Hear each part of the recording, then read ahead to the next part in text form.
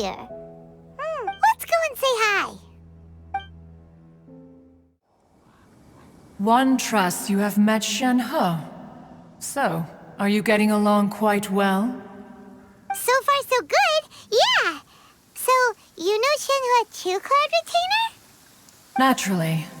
Save for Ganyu, who spends the majority of her time in Liyue Harbor. All the Adepti living today are acquainted with Shenhe to some degree. Cool! So, what's her Adeptus name anyway? Calling her Shenhe feels kind of friendly, but also kind of disrespectful. So Paimon's thinking maybe it'd be better if we called her by her Adeptus name instead. Her Adeptus name? Why, pray tell, would Shenhe have an Adeptus name? Don't all Adepti have a special title they go by? On this latter point, you are correct. However, Shenhe is human. Oh, right. Wait, what?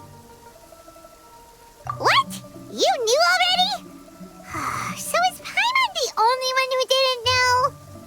Do you mean to say that she presents differently from ordinary human beings? Well, to start with, her problem-solving methods are extremely direct. Ah, yes. She was like this all those years ago when one first met her. In this respect, she has not changed. One first found Shenhe by chance in a cave. One was passing by and sensed the presence of a god's remains. Being of an ever-vigilant disposition, one entered immediately to inspect the scene. Inside was Shenhe, then aged around 6 years old.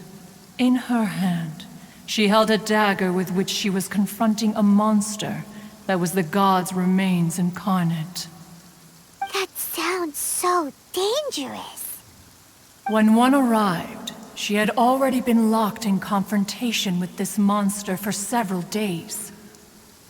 Most mortal children are fragile, both physically and mentally, and are highly reliant on their parents for survival.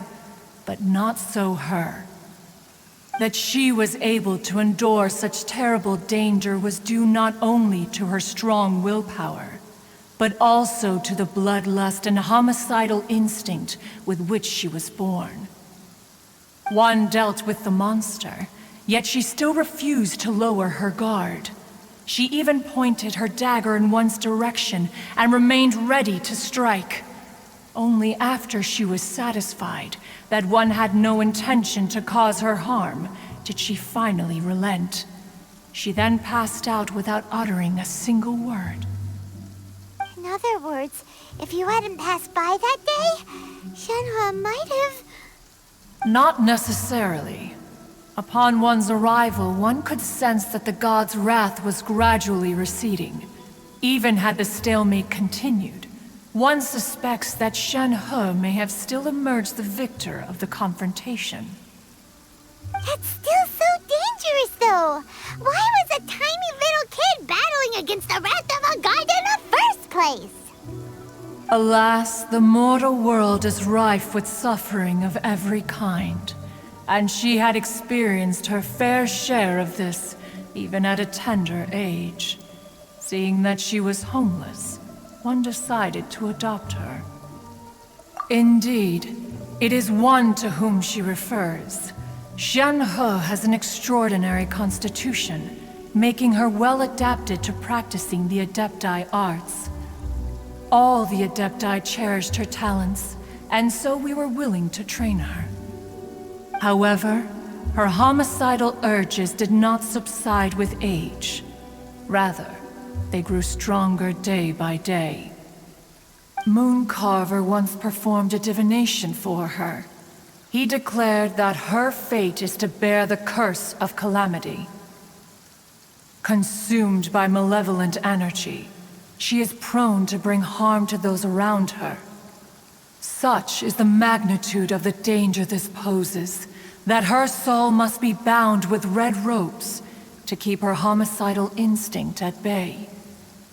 The red ropes have indeed served to keep her calmer and more content. They also seem to have rendered her somewhat inexpressive. Perhaps the red ropes are so powerful that they have suppressed some of her other emotions as well.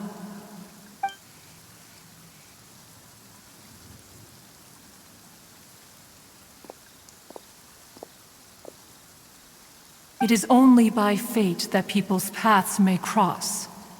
Now that Shenhe's path has crossed with yours, please be sure to treasure the gift that fate has given you, and take good care of her. Oh, now Paimon gets it. You came out here to check up on Shenhe because you were worried about her, didn't you? Huh. You dare draw such a facile conclusion on the nature of one's present excursion? Incorrect. The truth is that while Liyue Harbor may seem peaceful today, danger is always lurking in the shadows. Ningguang once made a bold assertion that this is to be the era of the contract between Liyue and the humans. Well, one is most curious to observe how she will respond to the coming storm.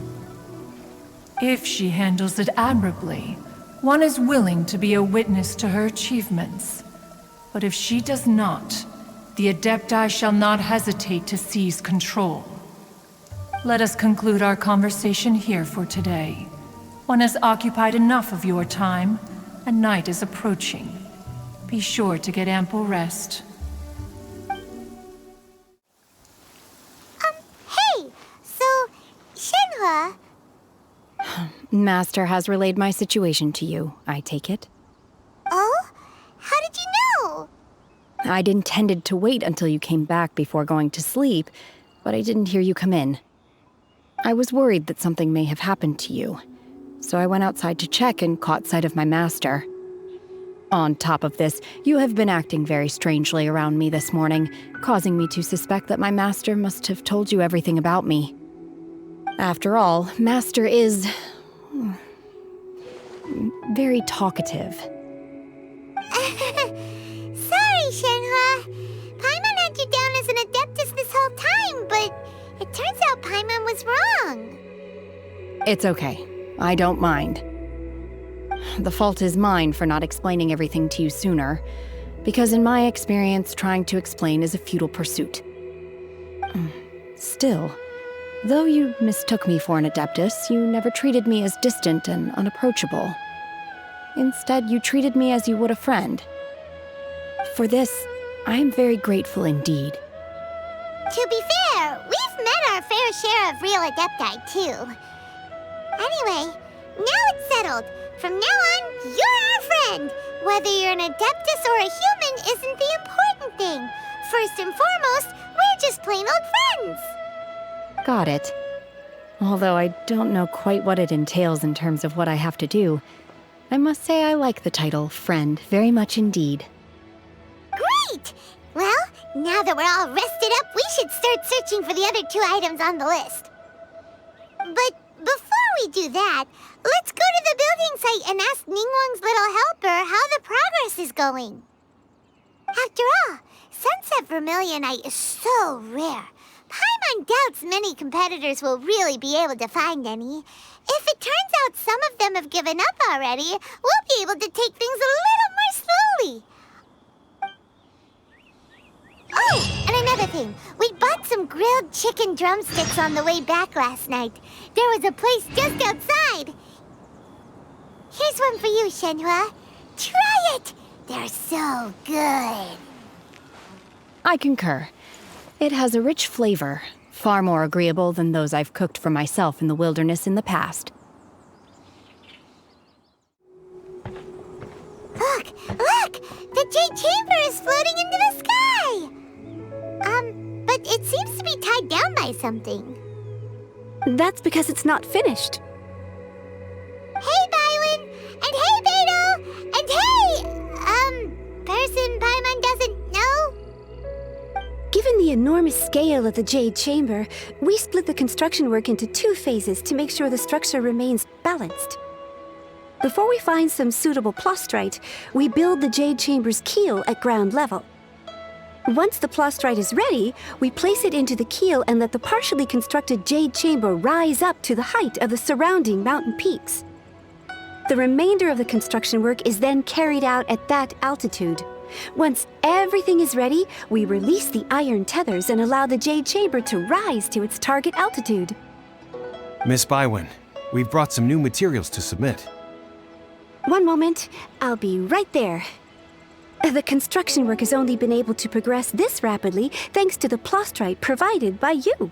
Lady Ningguang is most grateful and looks forward to seeing more of your work. Wow, can't believe you sourced the Plaustrite so quickly. It's the key piece of the puzzle. Looks like you beat us to the punch. Beidou, you're joining the Jade Chamber contest too? Sure am. I happened to get my hands on a chunk of sunset vermilionite on a voyage a while back, so I figured I'd bring it over.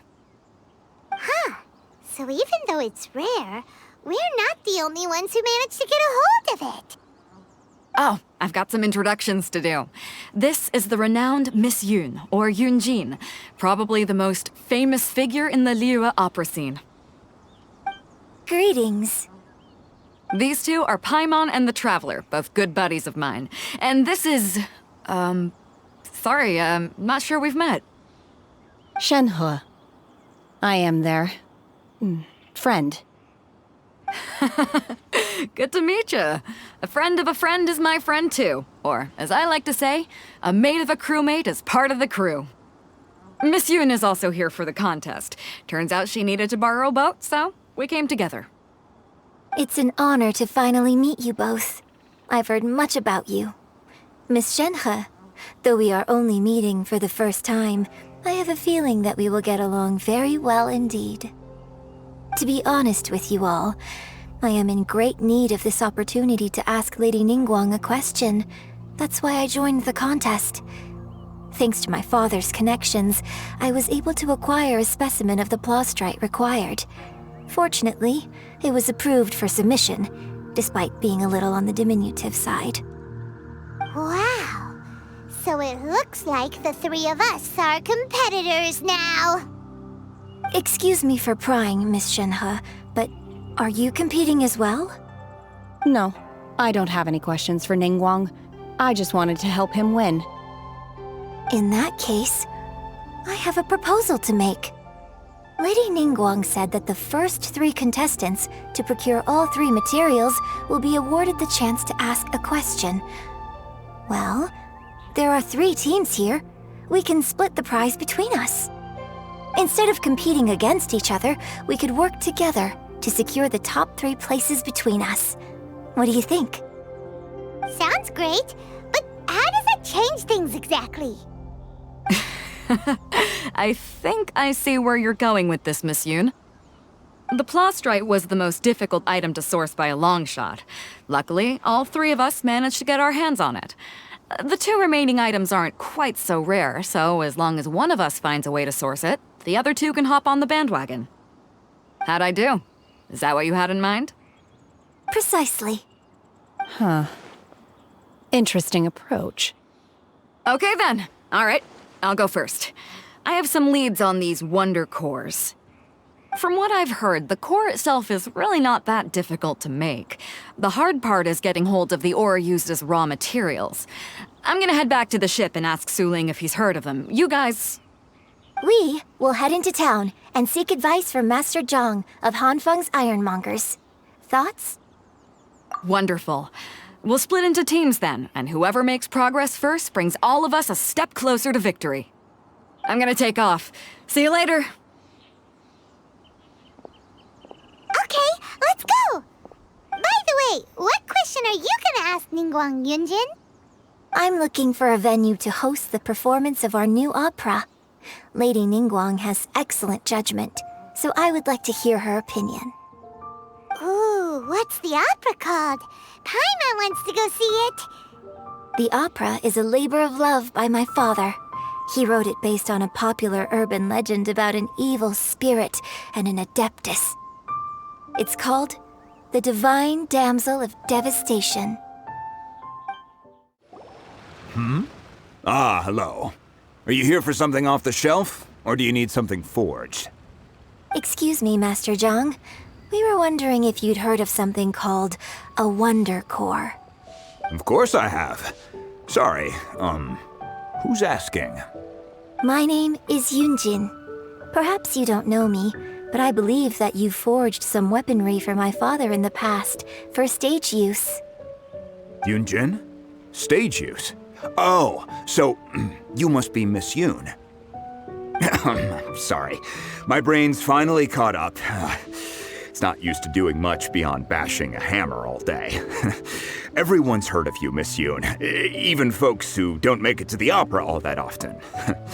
Like myself. So, you're here to ask about Wonder Cores, huh? As it happens, I do know how to make them. Matter of fact, I made some for Lady Ningguang back when she was building the original Jade Chamber. The types of ore needed to make Wonder Cores are a little hard to come by. Lady Ningguang supplied them herself last time. I don't suppose you've brought any yourselves? No, we were gonna ask you what kinds of ore we need. Sure. Well, you'll need two kinds. Star Splinter Iron and Subrosium. If I remember correctly, Lady Ningguang sourced her Star Splinter Iron from the Mount Tianheng area. They say it resonates with visions. It could take some work, but if you stick with it, you'll find some eventually. As for the Subrosium, though, that's trickier. It's all but unheard of on the market. I'm really not sure. Sorry. What I've heard is that the people around Mount Tianheng have some sort of magic trick that can pinpoint the location of the stuff. Of course, it's probably just hearsay. If you want my advice, start by looking for Star Splinter Iron around Mount Tianheng. And if you run into any locals, ask them a few questions about Subrosium. Mount Tianheng. Interestingly enough, the story of the Divine Damsel of Devastation also takes place on that mountain. I hear the view there is quite spectacular, a favorite destination of the Adepti, in fact. Perhaps it can give me some inspiration. Let's not delay. We should head straight there. I came to Mount Tianheng once with my father as a child. I remember it being such a long climb that I could barely feel my legs by the time we reached the top. This is quite a trip down memory lane for me. Look at these majestic, towering peaks, and the gently flowing streams. It's like setting foot in paradise. No wonder the legend of the Divine Damsel of Devastation is said to have taken place here. Adepti wander oft where mortals seldom stride. Indeed, this looks like a place that one might expect to be frequented by Adepti. The Divine Damsel of Devastation is your upcoming opera, right? And the story takes place in Mount Tianheng. Seems like you have a real connection with this place. What's the story about, though? It's the story of a girl becoming a hero. Cool! A hero story? They're Paimon's favorite! The legend first arose in this area. It is said that there used to be a prosperous village on the mountain. In that village, there was a loving couple who were completely devoted to one another. One day, a terrifying monster appeared. The wife was out collecting herbs and was captured by the monster. Her husband was so distraught at the news that it broke his spirit and drove him to madness. The vile and vicious monster told the villagers, "If you want to live, you must sacrifice a child to me." What a nasty piece of work! Paimon sure hopes this monster gets put in its place! But the monster was so terrible and so strong that all within the village were terrified of it. They had no choice but to give in to the monster's demand. Just while they were discussing whose child would be given over to the monster, a little girl suddenly stood up and came forward. No! Don't do it, little girl! Unbeknownst to anybody else, she was concealing an exorcist's blade. She approached the monster's lair, feigning fear and trepidation. When she finally arrived, she courageously drew her sword and entered into a fierce struggle with the monster, from which she eventually emerged as the victor. Her extraordinary abilities drew the attention of the Adepti, and they took her as one of their own. Her story became the stuff of legends. But alas, the paths of mortals and Adepti seldom cross, and she would never again re-enter the mortal world. And so, destined to grace the mortal realm for but a brief moment, she vanished like a wisp of smoke into thin air. That's how the opera ends. I really like this story. But I personally think that perhaps the little girl was not as brave as the opera makes her out to be. I'm not sure she deserves all the praise she is given. I've never considered that before. Opera is always an interpretation of the events it purports to portray. A certain degree of deviation from the truth is always inevitable. When my father wrote the script for this play, I suppose his intention was to inspire his audience with the character of the Divine Damsel. I think it's a great story. The ideal story. Well, it sure inspired Paimon! Let's go get ourselves some Star Splinter Iron! Yeah!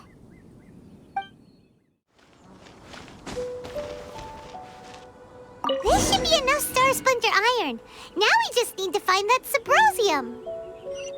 I think I saw a village on our way here. Master Zhang said we should ask the locals for help. Why don't we try there? Hey, there really is someone here.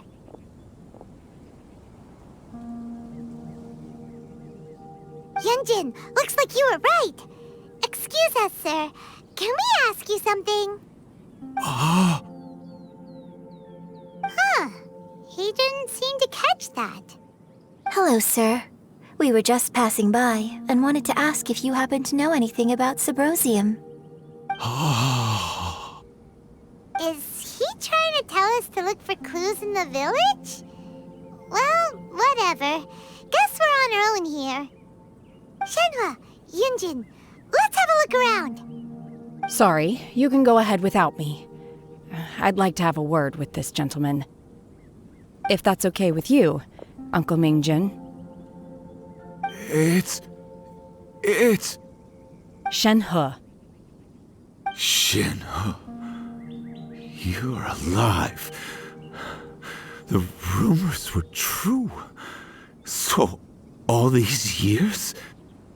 I'm sorry, I don't know how to find Subrosium, but I think you can find some information in the village. And this place is deserted now. No one ever comes here. So you can rummage around all you want. Huh? You know this guy, Shenhe? Thank you, kind sir. We'll go and take a look around. Don't worry. Mingjin has no ill intention towards Miss Shenhe. She'll be quite safe. Okay, then let's see what we can find in this village.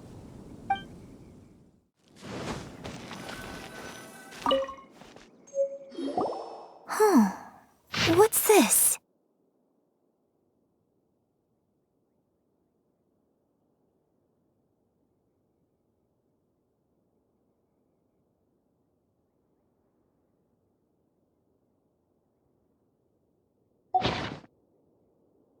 So, Shenhe is the Divine Damsel?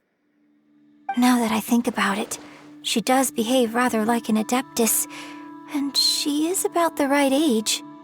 So that's why I've been getting the strangest feeling whenever I chat with her. I should have noticed it earlier. According to this text, the Divine Damsel from the opera was actually the daughter of the loving couple.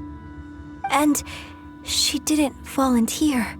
She was sacrificed to the monster by her own father. Oh, the truth is even more lamentable than the opera. Now I understand why Shenhe said the girl was not as brave as people think. It wasn't her choice to enter that ghastly situation. She was forced into it. Oh, it looks like my father may need to make a few revisions to his beloved opera.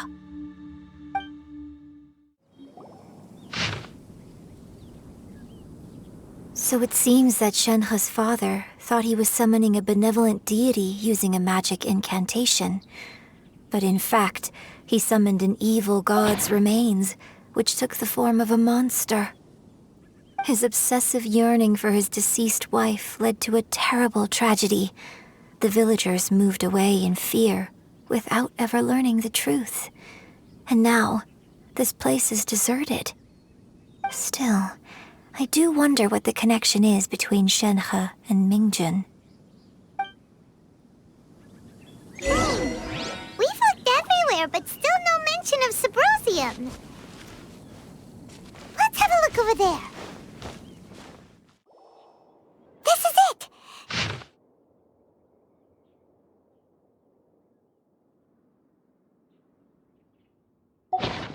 So basically, we need to go to the middle of the lake south of Mount Tianheng at dusk, and we'll find us some Sabrosium! Let's go back and tell Shenhe the news! One year when I was back visiting, I heard a story about a white-haired adeptus from a merchant passing by. I never imagined it was you. I was a very close friend of your father's. I could have stopped him from performing the summoning ritual. I had plenty of chances, but I couldn't bring myself to stand up to him. I just let things happen, let it all escalate. Well, we all know how that story ended. I bring flowers back here every year.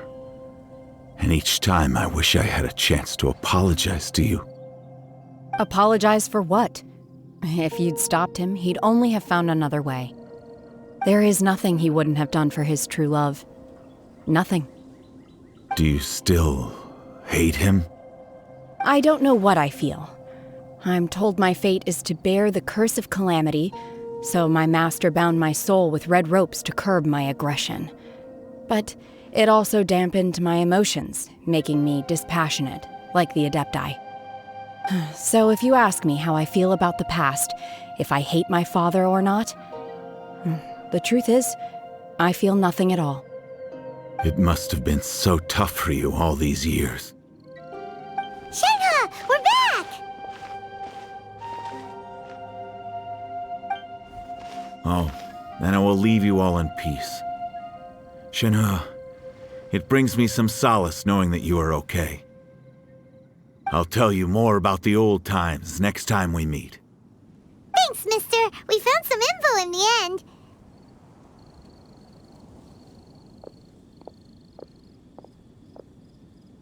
Shenhe, look! This tells us how to find Sabrosium. All we gotta do is go to the middle of that lake! Let's go then. Miss Shenhe, there's something I'd like to talk to you about. Just now, in the village, we found your father's diary. It turns out that many of the details in the Divine Damsel of Devastation are not true to the facts, so I'd like to change them. Why? I know I say that opera always deviates from the truth, but now that the main character is standing right here in front of me, I cannot simply dismiss your lived experience in favor of my father's fiction. It's okay. I like your version. My master once said that the day I learn how to use my strength for the good of others is the day that I can truly become part of human society. So, I hope that one day I might be brave enough to stand up and protect others, just like the girl in the opera. But I've never thought this way before, and I wonder whether I will continue to think in this way. Don't worry. I believe you will. In fact, I think maybe you've already started to become the person you aspire to be. You just haven't had the opportunity to see it for yourself yet. Shenhe! Yunjin! Cut the chit-chat! Let's go! We can't let someone else beat us to it!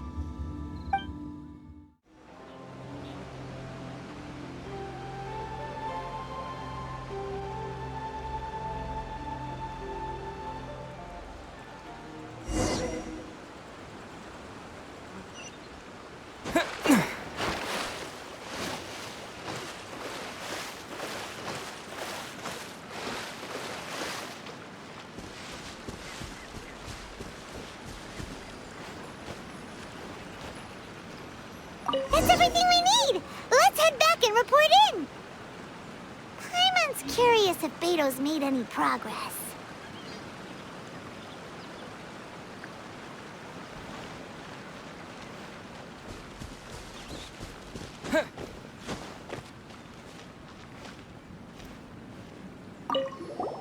What brings you here?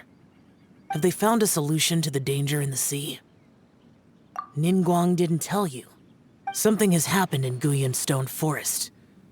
According to the contract, as an Adeptus, I should not get involved for now. But these things can be unpredictable. I have a contingency plan of my own. Only a single mountain lies between here and Liyue Harbor. If things get out of control, I will defend this place myself. Oh, goodness. So, are they okay? This is some top quality ore you found. I think I'll get a good end product out of these. Guess now it's my time to shine. Hey everyone, how's the A-team doing? I ran into a bit of a brick wall on my end. Suling's never seen a Wonder Core before, and says it'd take a lot of research for him to get up to speed. Leave the Wonder Cores to me. I'll work on them while you go about your business. Don't worry. It won't take me too long. Much obliged, Master Zhang. We should look into the Adepti sigils next, but where should we find items relating to the Adepti? I'll sort that out. Oh? You got this then? Yes. I have been training with the Adepti for years. I know a thing or two about making sigils. When we first met, I told you I came for the Jade Chamber, not the contest. In fact, I came specifically to deliver Adepti sigils. Master heard that Ningguang was planning to rebuild the Jade Chamber, so she sent me to deliver some Adepti sigils to her. Master also said she hoped that I can take this opportunity to rejoin human society. But now that I'm here, I wonder if I've been removed from the world for too long. There's so much basic knowledge that I lack. Maybe it won't work for me to stay here after all. But either way, I'm very glad to have met you, and I'll take care of those Adepti sigils. Without knowing the ins and outs of your situation, I can't say whether you should stay or not. But now that our paths have crossed, we'll always have a connection. So if you're ever feeling down, come find me on my ship. There'll be a drink waiting for you. Thank you. So, Master Zhang, I'll need to use your facilities to make the sigils. Fine by me. I'm actually curious to see how the Adepti arts work. Maybe I'll learn something.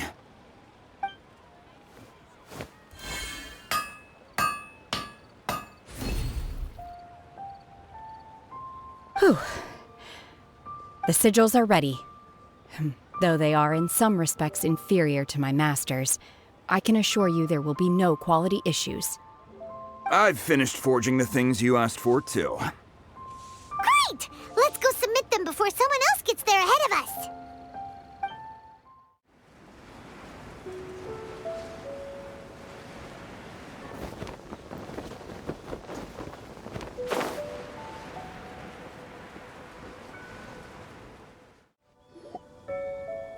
Ningguang's little secretary! We found all the materials!